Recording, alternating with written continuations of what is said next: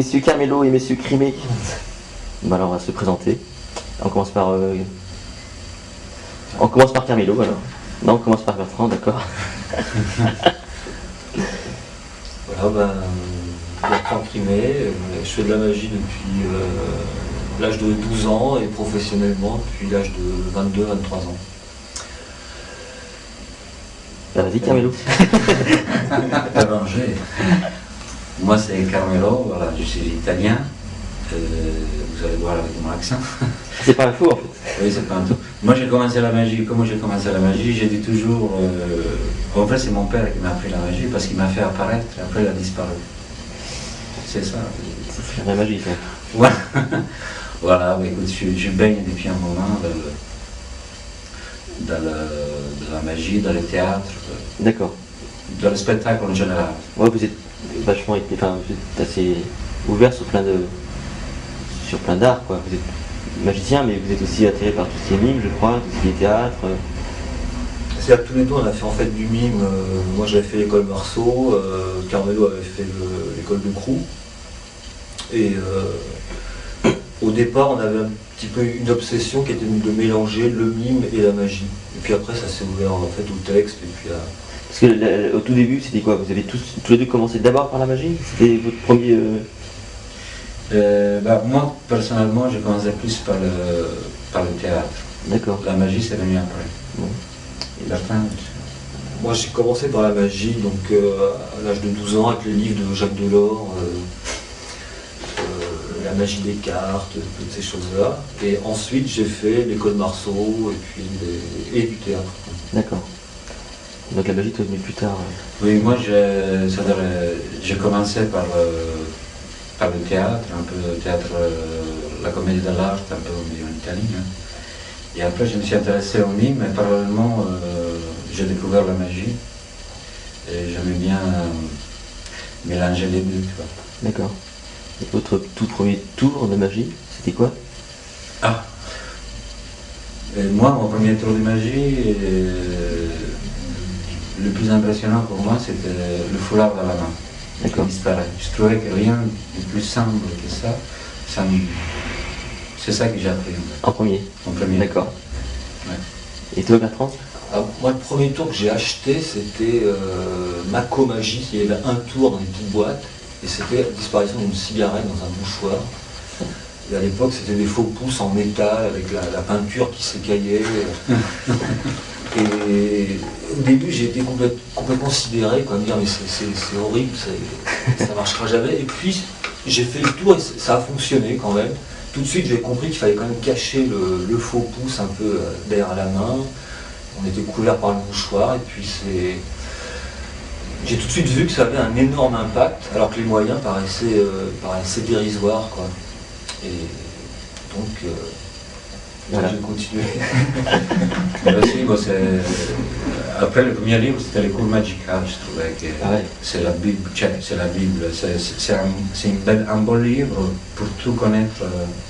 En même temps, je trouve que même en étant professionnel, des fois je rouvre ce livre parce que c'est d'une simplicité, mais tout ce qu'il y a, je trouve qu'il n'y a pas mieux. Le cours Magica, parce que toi tu es donc italien, tu as vécu en Italie? Oui, en vrai, moi j'ai pas commencé en Italie la magie. D'accord. J'ai commencé la magie à Paris, et un peu en Angleterre, j'avais commencé un peu, justement, quand j'ai fait des cours de mime à Londres, avec le théâtre du mouvement, que je ne connaissais pas, et j'ai connu comme ça par hasard. Et là, j'ai rencontré un magicien, il m'a montré des choses, et là, ça m'a fait des clics. D'accord. Et donc... Et le déclic, c'était quand même, c'était pas assez développé juste dans ma tête, et après, à Paris, j'ai rencontré Bertrand. D'accord. Dans la rue. Et je l'ai vu dans la rue. Parce que vous faisiez toujours tous les deux du spectacle de rue? Pas ensemble à cette époque-là. Chacun de son côté. Chacun de son côté. Bertrand, oui, je l'ai rencontré, lui, il était plus baigné dans la magie, il m'a donné des conseils, il m'a fait connaître Georges Proust, le magasin, je ne connaissais pas à l'époque. Voilà. Et aussi, oui, à Saint-Germain-des-Prés, je me rappelle, parce que j'ai rencontré 5 milliardaires. 5 milliardaires. Ouais. En français, c'est Samy Yardet. Samy Yardet, Un magicien étonnant, hein, assez âgé. Et le théâtre Saint-Germain, il m'a sorti un cigare dans l'oreille comme ça, et ça m'a beaucoup bouleversé. C'est normal. C'est pas normal, donc oui, Non, mais j'ai beaucoup aimé, j'aimais bien justement le côté dramatique de la magie, intéressant. Oui. Par rapport à mon regard. Sur l'apport des autres arts, est-ce que la magie peut marcher toute seule, ou c'est quand même nécessaire d'y rajouter, comme tu disais tout à l'heure, Bertrand, du texte ou du mime Non, moi je crois qu'il y a eu toutes les formes d'art mêlées à la magie. Il y a eu la danse, le mime, la parole, toujours avec la magie, je pense. Après, moi j'ai commencé avec les livres de Jacques Delors, et c'est vrai qu'il avait une façon de parler de la magie. C'est ça qui était intéressant. C'était pas uniquement vous allez apprendre un truc pour épater vos amis, c'était vous allez construire une illusion, et c'est ça qui était intéressant, quoi. C'est ça qui devenait de la magie. C'était en fait c'est pas vraiment forcément de mélanger avec d'autres arts. Il y a des magiciens qui font que de la magie, et c'est très très très artistique. Après, ça dépend de l'envie de chacun. Et je me souviens du livre de Jacques Delors, c'est la première fois que je lisais. Alors, il y avait comment faire disparaître un dé à coudre. Et donc il fallait en fait empalmer le dé, donc l'objet était caché dans l'autre main. Et moi, dans ma tête, ça avait été c'est comme ça que la magie marche. Enfin, on ne le met pas vraiment, on le cache dans l'autre main, et c'était comme si on me révélait un secret énorme, quoi. C'était une révolution dans ma tête, quoi. Mon Dieu, on peut rien qu'avec ses mains, sans objet truqué, faire de la magie. Ça, c'était énorme, quoi, comme la révélation Bah oui. Parce qu'à l'époque, qu'est-ce que vous aviez comme outil pour... parce que tu citais le Camp Magica, il y a effectivement Jacques Delors. Mais comment vous appreniez la magie Oui, je comprends ce que tu veux dire. Moi, j'étais souvent au Centre Pompidou. Ouais. C'est vrai qu'au Centre Pompidou, il y avait, je ne me rappelle plus encore, dans la bibliothèque, dans le côté spectacle, il y avait toute une panoplie de livres de magie. Il y avait même des livres en italien. Salvatore Cimon, c'est une collection un peu comme, on dirait, les livres des Tarbell en anglais, ouais. Mais c'était fait en italien. C'est un prêtre italien qui a fait une collection. Il s'appelle Salvatore Cimon. Il y a plusieurs matières, c'est une encyclopédie. Il y a plusieurs livres, c'est une bible aussi magique et très riche. Qui était là, mais ces livres, chaque fois que j'allais, ils disparaissaient. Parce que les gens, je crois qu'il y a eu plein de mains magiques posées sous la vie. C'est marrant, je ne connais pas ce livre. Salvatore Cimon, oui. Ah ouais. Bon, en tout cas, je pense qu'il y en a encore qui a vu. Je ne suis pas allé plus longtemps, mais c'était une époque, c'est vrai que les livres, c'était cher aussi. Hein. Oui, ça l'est toujours. Hein. Et j'allais régulièrement, moi, j'ai regardé ces livres. Mon seul livre que j'avais, c'était Camp Magica. Le reste, j'avais rien. D'accord. Je pense que par rapport à ça, je peux dire que des fois, quand on a moins de choses, on a plus la possibilité de créer. Oui. Aujourd'hui, je pense, pas pour faire je trouve qu'aujourd'hui, on a trop d'informations. Et l'information. Et toutes les informations, c'est comme Internet. On a l'impression qu'on a tout, mais on n'a rien. Et ça, c'est le piège pour les magiciens. Tout à fait. Parce qu'on a tellement d'images, tellement de tours, qu'à bout d'un moment, on est stabilisé. Tu vois, on n'est plus. Qu'un livre, je trouve que le livre, tu l'ouvres, il n'y a pas d'image, il y a juste des mots, et c'est toi qui crées les images. Alors, tu vois, c'est une différence. Tout à fait. Je ne suis pas contre, je regarde aussi moi les DVD, ouais. Mais c'est un piège, il faut bien choisir, je trouve. Il ne faut pas acheter tout parce que... Peut-être que le futur secret de la magie, ça va être ça. Il y aura tellement d'informations qui noiera l'information qu'on découvrira plus rien. Ah bah, il y a une phrase qui dit il y a deux façons de cacher un secret, soit on ne dit rien, soit on dit tout. Voilà, c'est ça. Donc, vraiment, on dit tout, vous voyez. C'est vrai qu'on nous, on est étonnés par rapport à l'évolution. Moi, personnellement, je peux Bertrand aussi. C'est que c'était, quand on a commencé la magie, c'était les livres, très peu de livres. Et aujourd'hui, on est dans, même quand tu allais dans un magasin, le gars te regardait en face, le mentor, il dit mais qu'est-ce que tu veux? Il y avait un filtrage déjà. Déjà, si tu ne savais pas qu'est-ce que tu voulais, tu sortais tout de suite avec. Que là, aujourd'hui, tout est ouvert, tout est possible. Le secret était conservé plus avant. Aujourd'hui, non. Ça, c'est la réalité, moi, je ne peux rien empêcher. Mais il y avait ce charme quand même. Oui. La magie un peu. C'est un charme, ça. Après, j'avais dit que ça se ramène peut-être un peu aux personnes, parce que finalement, Carmelo a ses secrets, Bertrand Quimé a ses secrets. Je pense qu'à ta conférence, tu as quand même bluffé pas mal de magiciens. Oui, bien C'est ce sûr. que je veux dire. Est-ce que ce secret-là ne va pas se ramener à des personnes, en fait? Avant, il y avait l'entité magie, magie est un secret.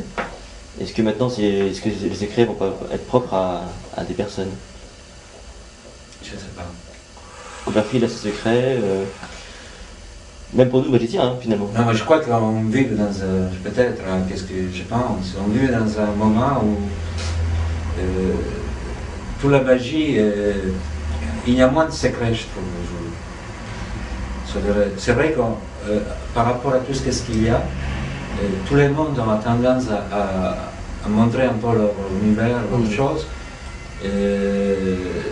Et c'est vrai que pour moi, il n'y a pas vraiment de secret aujourd'hui.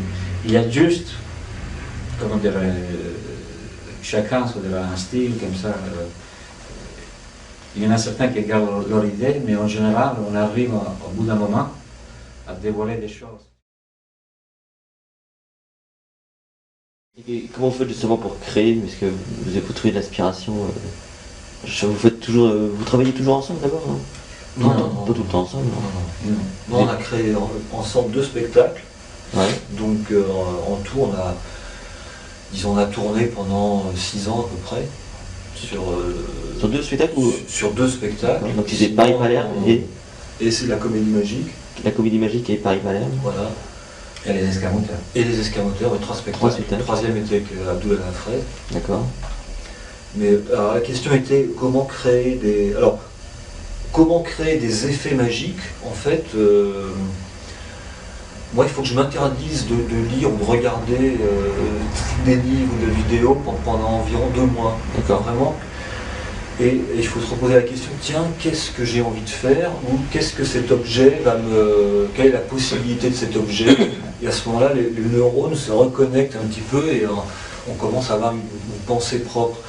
Et il y a des moments où j'ai pas du tout envie de ça, en fait, où j'ai envie de me dire, tiens, qu'est-ce qui se passe en ce moment? Qu'est-ce qui sort? Et je plonge un peu dans les livres, les images. Mais si on veut créer, il faut vraiment prendre du recul, quoi. Enfin, pour moi, après, chacun a une manière différente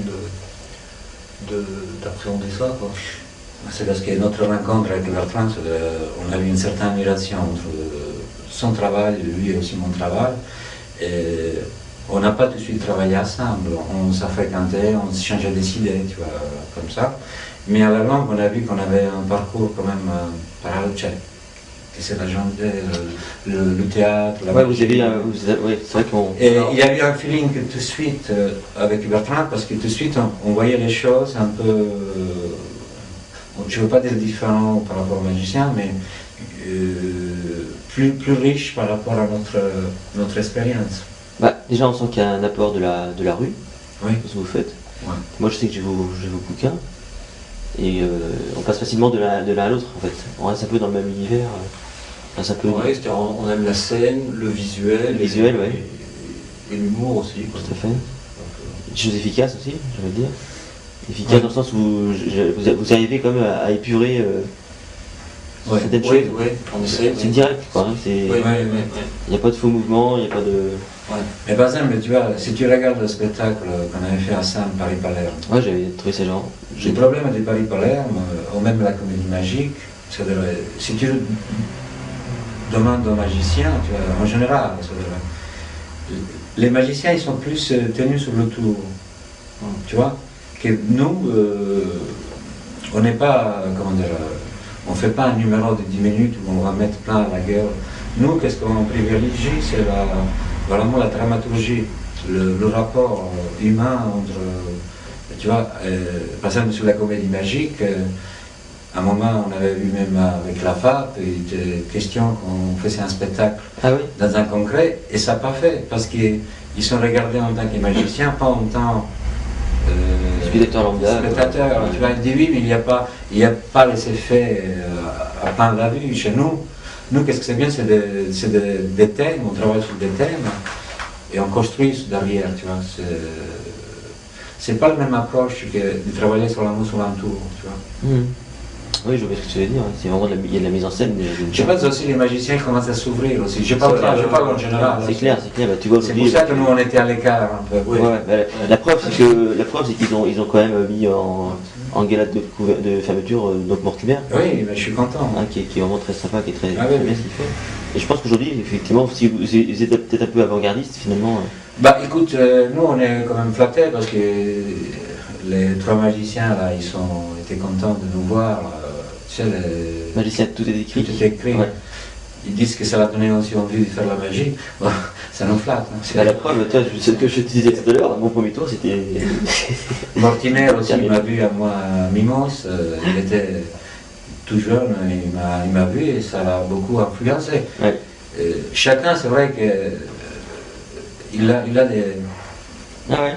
Mais je suis content qu'on arrive parce que nous, ça fait longtemps, on était vraiment, quand on a fait Paris-Palerme, on était vraiment au parfum, tu vois. On était comme des ovnis, quoi. Des ovnis, tu vois. Et bizarrement, le milieu de théâtre, tout de suite, a accepté ce spectacle. On a pu tourner dans des vraies conditions de spectacle, de scène de théâtre, quoi. Bien sûr. Et avec un vrai public en face. Des vrais privilégiés. Pas un public de magiciens. C'est ça qui est bien. Mais c'est vrai que ce spectacle-là, Paris-Palerme, il n'est pas vraiment. Nous, on l'a tourné beaucoup, mais on ne l'a pas vraiment joué à Paris, dans une salle fixe, parce que ce n'était pas évident à l'époque. Parce qu'aujourd'hui, bon, si tu vois Brachetti, ça marche. Je pense qu'il y a de plus en plus de spectacles visuels qui marchent, mais c'est parce que c'est une époque où les gens commencent aussi à changer. Ouais. C'est vrai. On n'est pas. Et pour en revenir, si tu veux, à l'effet magique, je sais pas, j'ai vu des gros spectacles de magie, des effets très très forts et des spectacles qui marchaient moyennement bien, quoi. Le public s'en moque un peu de l'effet très très fort. Dès qu'il est assis en tant que spectateur, ce qu'il veut, c'est être pris par une adéquation entre le magicien, la situation et le tour. Ça peut être un tour très bête, hein, ça peut être un tour très très simple, et tu peux avoir une grande illusion incroyable qui finalement ne va pas créer un succès, même si l'effet est très fort. Ça, moi j'en suis sûr. C'est tout le problème je pense, de la magie, quoi. C'est de la magie en spectacle. Il n'y a pas encore eu un spectacle de magie qui a fait un gros succès à Paris, par exemple. Il y a eu ce qui se rapprocherait le plus, ce serait Brachetti. C'est un vrai gros succès populaire avec une reconnaissance.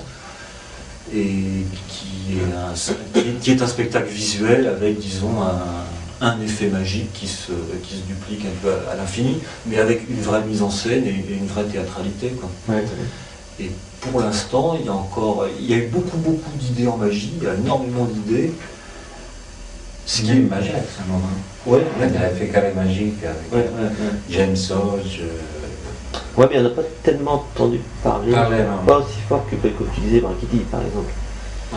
Majax, on connaît plus parce qu'il a fait la télé, quoi. Et c'est qu'il y a quand même un problème entre la magie et le public, je pense. Ça, je pense, hein, Et en plus, Brachetti, quand même, bon, il est connu, mais nous, on le connaît depuis un moment, tu vois. Il a toujours resté fidèle à cet univers. Ah oui, c'est très longtemps qu'il est là. Et c'est vrai que, bon, Brachetti, bon, si tu prends Brachetti, c'est une carrière, c'est quand même, si tu vois, la magie, c'est un support aussi. Ce mec-là, il a dans sa vie, moi je le connais depuis un moment, il s'est enrichi de plein de choses pour arriver à sortir de toutes ces choses-là, tu vois, parce qu'il a fait du théâtre, Brachetti, la chanson, il sait danser, il bouge bien, il a aussi un univers assez riche pour créer comme ça. C'est vrai qu'aujourd'hui, moi par exemple, on a trop de magie. Peut-être il faut lever un peu la magie, mais penser à d'autres choses, tu vois, toutes les choses qu'on entoure, l'art en général, tu vois. Et c'est pour ça maintenant quand j'ai créé un spectacle de magie, je ne pense pas tout de suite aux effets magiques. Je pense qu'est-ce que je vais raconter aux gens. Tu vois. Et sous Bertrand, quand on a fait Paris-Palerme, c'était ça la force qu'on a eue tous les deux, c'est qu'est-ce qu'on raconte. C'est vrai que sous Paris-Palerme, pour nous, c'est un scénario en 3 parties. C'est une seule histoire. Mais enfin, c'est des 3 séquences en histoire. 3 séquences.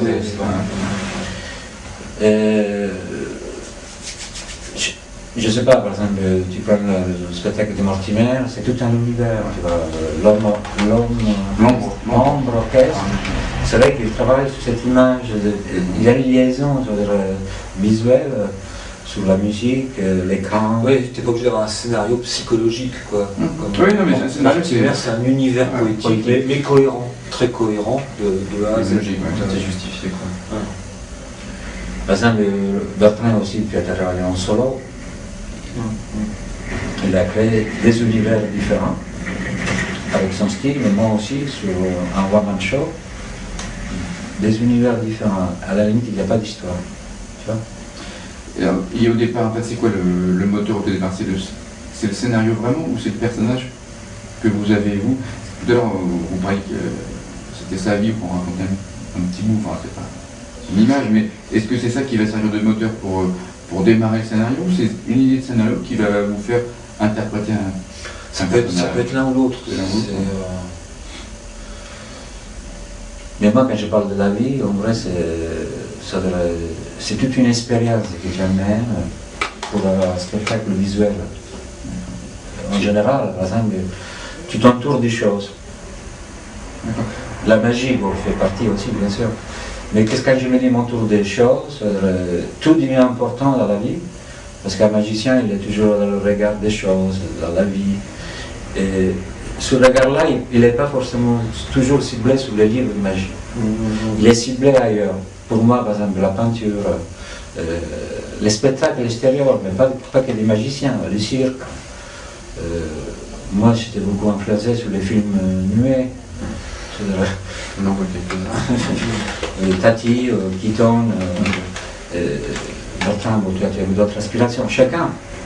Et pour moi, c'est ça la vie, que tu remplis ton univers pour faire quelque chose. Après, ça peut être un spectacle particulier, mais quand tu fais un spectacle de ta vie, pour moi, c'est comme Mortimer, tu vois. C'est quelqu'un qui a travaillé longtemps plein de choses, et à un moment, il a mis ensemble, tu vois. Sous Paris-Palerme, c'était notre histoire à nous, c'était notre rencontre qu'on a voulu faire sortir. Vous écrivez plutôt d'abord la trame du spectacle et ensuite vous développez les effets par rapport à ça. C'est plutôt ça en fait votre... Alors, au début, c'est plutôt des trames, mais très très lâches. On se laisse beaucoup d'espace pour changer d'avis. Et après, on construit les choses. Alors, on s'est aperçu d'une chose, c'est que si on construit vite, en général, c'est ce qui marche bien. Et si il y a une idée, on a du mal, on n'arrive pas à s'en sortir, souvent, il vaut mieux la laisser tomber, parce qu'elle se développe jamais bien par la suite. Des fois, on est resté avec des idées, genre un an et demi, en essayant de les retravailler dans tous les sens, et à l'arrivée, ça ne fonctionnait toujours pas. Souvent, donc il vaut mieux avoir plusieurs idées et pouvoir en élaguer au fur et à mesure, quoi. Enfin, c'est pas une règle, mais disons que d'expérience, nous, c'est aperçu. C'est vrai c'est ce qui fonctionnait le mieux pour nous. Quand une idée commence à trop t'embêter, ça signifie qu'il faut la laisser tomber. Parce qu'on a tendance à dire oui, mais je peux, à la fin tu peux plus. Mais tu aimes, mais dans la vie, il faut faire des choix. Il faut pas... de couper un peu quand même. Oui, couper, oui, il y a des idées en fait qui sont prêtes à naître et qui vont s'imposer un peu toutes seules. Et c'est celles-là qu'il faut favoriser. Puis il y en a d'autres, on croit que c'est des bonnes idées, et puis elles n'arrivent jamais à prendre forme, quoi. Nous on avait eu un problème avec quoi? C'était une commode. En fait, je l'aspergeais avec un extincteur et la commode se transformait en baffle. Et il apparaissait à côté du baffle.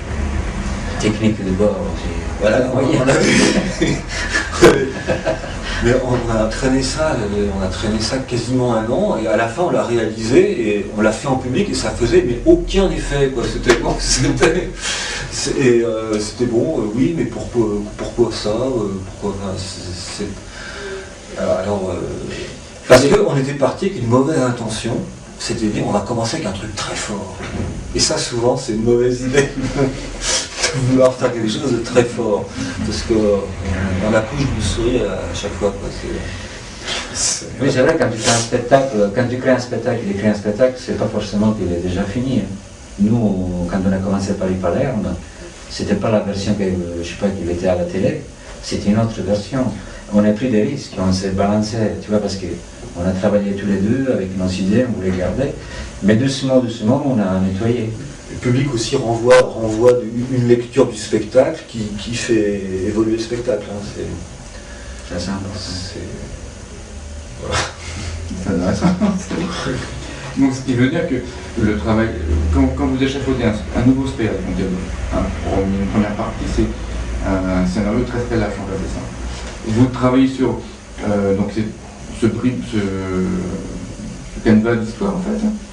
Vous mettez en place des effets que vous imaginez dans un premier temps, et ensuite là, vous incluez une partie de ces numéros, de ces histoires dans un spectacle qui compte déjà, ou vous faites vraiment du neuf Ça dépend si c'est toute une histoire ou si c'est une série de sketchs. Donc une série de sketchs, c'est presque des numéros de musical en soi, ou c'est vraiment très loin de ces univers? Si tu as une démarche de travail un peu particulière, même une série de sketchs, ça va aussitôt être le reflet quand même d'un univers un peu particulier, quoi. C'est pas le même rythme qu'un numéro du cabaret. Nous, on n'a pas ce rythme-là. Voilà. Nos rythmes, nous, c'est... Quand on fait 10 minutes, on n'est pas à dire, regarde, on va blander avec les effets. Qu'est-ce que c'est important pour nous? C'est l'univers, c'est la structure. Par exemple, le numéro qu'on avait fait ensemble avec Bertrand, au plus grand cabaret du monde, c'est un tableau. Ce tableau-là, l'idée du tableau, on a mis du temps à la construire, mais au départ, on a travaillé sur la thématique de ce tableau dans un musée, et après on a rodé autour, chercher les effets, les gags après. Mais quand il y a une bonne idée assez forte, nous on l'habille après. Mais on n'a pas ce rythme d'habiller comme un vrai numéro de musical. On a toujours le rythme du théâtral. Les gens, on prend le temps. Les effets ne sont pas comme ça. Tu vois. Parce qu'on a 1 heure, nous. On n'a pas un numéro.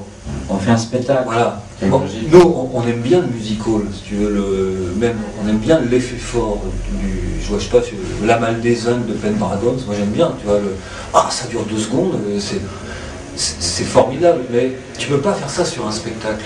C'est pas du tout le même rythme, et c'est pas le même rapport au spectateur. Sur un spectacle, le spectateur a envie de rentrer dans un développement, une histoire, un rapport à l'acteur, c'est pas du tout la même. Non, mais aujourd'hui, je trouve que n'importe quel magicien, s'il veut faire de la scène, il faut quand même qu'il ait un minimum du travail de la voix, un minimum du travail du corps et d'autres disciplines. Pourquoi pas? Il faut qu'il s'enrichisse de tout ça. Parce que si tu veux faire que des magiciens, regarde tous les magiciens. On va parler de Cardini. Cardini, pour moi, c'est un comédien. Quand il fait ses tours de magie, on ne voit même pas ses techniques. On voit ce personnage. Bien sûr. Et là, il n'y a pas la mode. Si on regarde même Fred Capps, sa personnalité. Bien sûr. Et pour moi, c'est ça. Le magicien, il peut faire tout ce qu'il veut, mais il faut qu'il l'a. il faut qu'il se construise quelque chose, parce qu'il ne faut pas qu'il joue sur les faits, il faut qu'il construise un... Pour moi, un magicien, c'est un comédien. C'est quelqu'un qui fait... C'est un petit peu le drame de la plupart des magiciens, c'est qu'on se rappelle de leur tour de magie, mais pas forcément d'eux. Oui, c'est ça. C'est ça le truc, c'est que peut-être que les magiciens, je sais pas où est-ce que vous êtes au niveau, ça sur 50% c'est la technique, le reste c'est aussi la comédie. Oui. C'est le texte, et chacun il doit faire qu'est-ce qu'il a dans son unité, de qu'est-ce qu'il est entouré. Ouais. Et ça rapproche en fait tout le travail du clown, si on revient aussi. au travail du clown. Non, mais deux types de personnages en fait, dans le spectacle, donc peut-être des affinités en fait. On est obligé pour être qu'on prenne Charlie Rivers ou George Carl, ils ont tous développé plein de choses autour de leurs personnages, ils ont maîtrisé beaucoup de techniques. Est-ce que les magiciens n'ont pas encore compris qu'il fallait, enfin certains magiciens n'ont pas encore compris que c'était le même type de démarche? Non, parce que je pense, pour aujourd'hui, si tu peux faire la magie comme ça, faire des animations, des galas, des close-up, ouais. Là tu prends aucun risque, tu fais, les gens ils sont là, ils sont quand même assez doués, l'impact est fort, mais quand tu vas voir un spectacle sur scène et tu vois le bonhomme en face de toi qui a fait du close-up et après il dit oui je vais faire un spectacle, c'est pas pareil. Hein. C'est clair, c'est clair. C'est pas pareil. Tu peux cartonner en close-up, mais sur scène tu es nu, tu es devant tous les gens. Ah, c'est vrai. Et là... C'est des métiers différents, c'est vraiment différent. Ah oui, c'est différent. Et là, il faut savoir tenir un discours. Surtout qu'en close-up, on a l'interactivité, donc on a Oui. toujours l'habitude d'avoir le retour des gens. Sur scène, c'est différent, c'est toujours un peu décalé. Par exemple, les trois magiciens, moi je le trouvais très bien, mais on sent ça quand même. Ouais. On sent qu'ils viennent de ce côté-là. Ils ne sont pas cette culture du monde du théâtre. Ils sont un peu une culture, pour moi, hein, plus de l'événementiel. Mais aujourd'hui, je trouve qu'ils font des démarches, on sent qu'ils commencent à écrire du texte. Et ça, c'est intéressant parce que... Et puis ils avaient pris un metteur en scène extérieur au monde de Voilà. la magie. Quoi. Je trouve dommage qu'il n'y ait pas une école de magie, tu vois. Bien oui. L'école de magie dans le sens, pas forcément du tour, mais Pas peut-être un petit ça. peu. tu vois que... Une école complète, quoi. Aux États-Unis, les grandes écoles d'art en spectacle, où on t'apprend Oui. un truc. Quoi. Parce que quand tu dis par exemple de magie, tu peux à la limite remplir avec la mise en scène, le travail du texte, même du corporel, tu peux arriver Puis avoir des intervenants. à une... C'est une histoire. Oui, c'est-à-dire le magicien qui va continuer à apprendre en même temps la magie, il ne va pas apprendre que la magie. C'est vrai. Il va s'ouvrir. Parce que quand tu fais des cours de théâtre, par exemple, le mec il va te dire, ok, va ouvrir, tu vas à la bibliothèque, tu vas prendre le livre de, je sais pas, une pièce de théâtre, il va te faire découvrir des auteurs. Et à ce moment-là, il va s'ouvrir l'esprit à toutes les formes d'art en général. Tu vas dire, va voir cette exposition, patati patata. Et tout ça, c'est quelque chose qui est pour passionner à quelqu'un, pour l'enrichir, tu vois. Tout à fait. Sur, Oui, c'est vrai que ça manque, hein, effectivement. oui, parce que autrement, ça reste toujours le tour par le tour. Donc c'est peut-être ça qui fera débloquer la magie, c'est peut-être un jour Créer un collège. d'avoir effectivement un cursus Ouais. peut-être officiel, Parce quoi. qu'il y a beaucoup d'informations autour. Ouais. Mais, je veux dire, le niveau de réflexion, par contre, il est extrêmement bas, quoi. Une école de magie, c'est très intéressant. Mais dans des bases même classiques, mais qu'autour, tu l'enrichis dans une base classique, comme, je sais pas, tu apprends les manipulations des bases pour la scène. Hein. C'est ça. Et autour, tu apprends aussi la mise en scène, tu apprends le jeu, tu apprends à parler. C'est différent. C'est clair. Ça, mais il faudrait presque avoir ça après des ateliers avec un cursus. Oui, c'est ça. Autrement, toi, en tant que magicien solo, tu fais la démarche. D'aller voir. J'allais voir, c'est ça.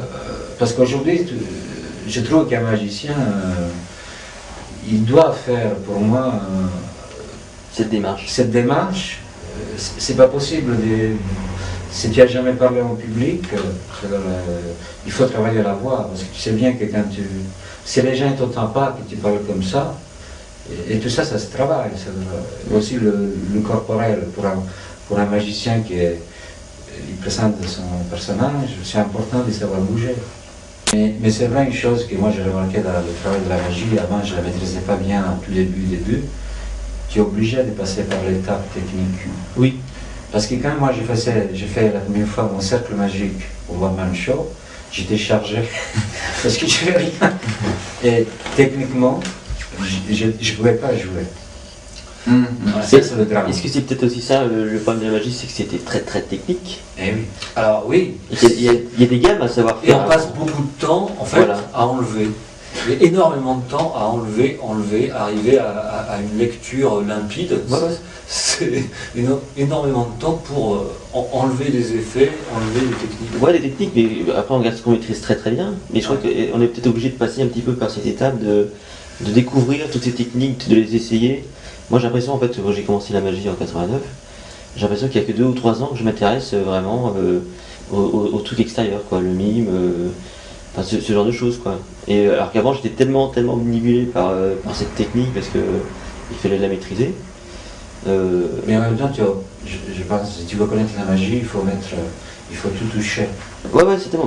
On est mal orienté, hein, on est mal orienté, ça. Et c'est vrai, si tu vas faire des choses comme Cardini, qui à ce moment-là, on ne voit même pas le travail technique, qu'il y a quand même un sacré boulot. Ouais, Ah non, mais ça c'est beau, je trouve ça vachement C'est beau. beau. Mais pour arriver à ça, Cardini, il se chutait bien aux cartes. C'est vrai, avant.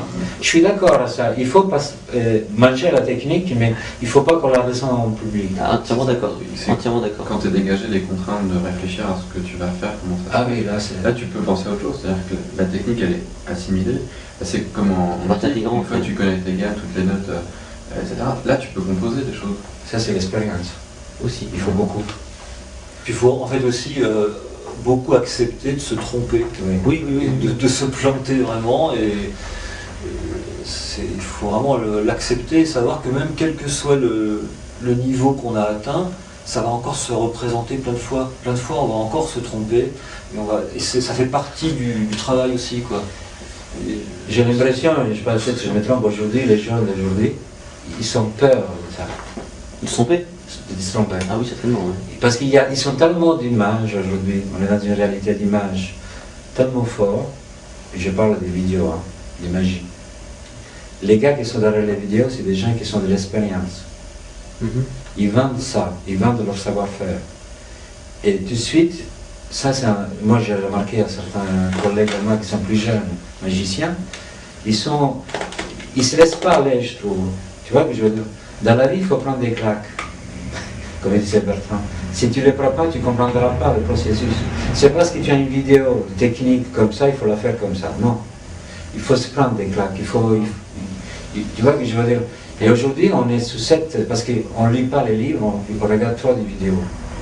Et à l'arrivée, ça fait souvent un peu beaucoup de gens qui clonent la vidéo dans le texte, dans les pattes, dans l'attitude même. Ça, c'est